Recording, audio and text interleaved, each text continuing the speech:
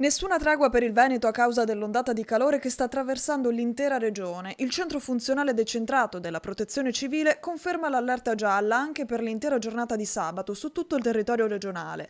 Afo, umidità e caldo che mettono a rischio soprattutto coloro che lavorano all'aria aperta e per questo il presidente del Veneto Alberto Stefani proprio in questi giorni ha firmato un'ordinanza valida fino al 31 agosto che vieta di svolgere attività lavorative dalle 12:30 alle 16. Fortunatamente questo giro partiamo prima rispetto ad altri anni in cui ci siamo trovati a dover affrontare il problema dopo.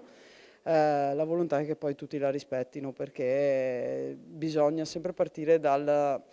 Tu puoi fare le regole più corrette, però deve esserci la consapevolezza delle persone che quelle regole vanno applicate, perché ad oggi in queste giornate c'è veramente caldo e i lavoratori e le lavoratrici, soprattutto quelli nei cantieri piuttosto che in agricoltura, in determinati settori, sono veramente a rischio e noi non possiamo permetterci di aumentare questo contatore. Un protocollo necessario che arriva dopo un braccio di ferro per tutelare proprio i lavoratori più a rischio. Un'ordinanza che si inserisce anche in un bollettino estremamente fragile di infortuni e morti sul lavoro nella provincia di Treviso.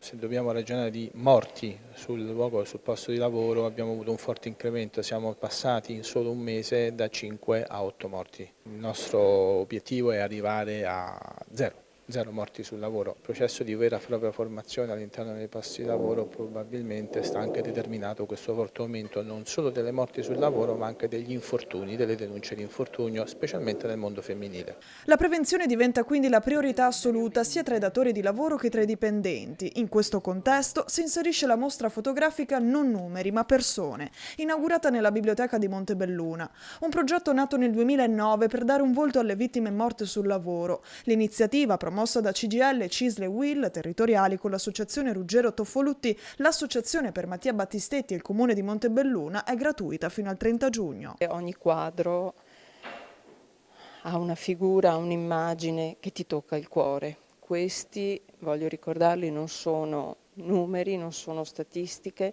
sono volti e in ogni volto c'è una didascalia che ben spiega quello che questi ragazzi avevano progettato per il loro futuro, le loro ambizioni, i loro sogni, che non verranno come questi di Mattia mai più realizzati.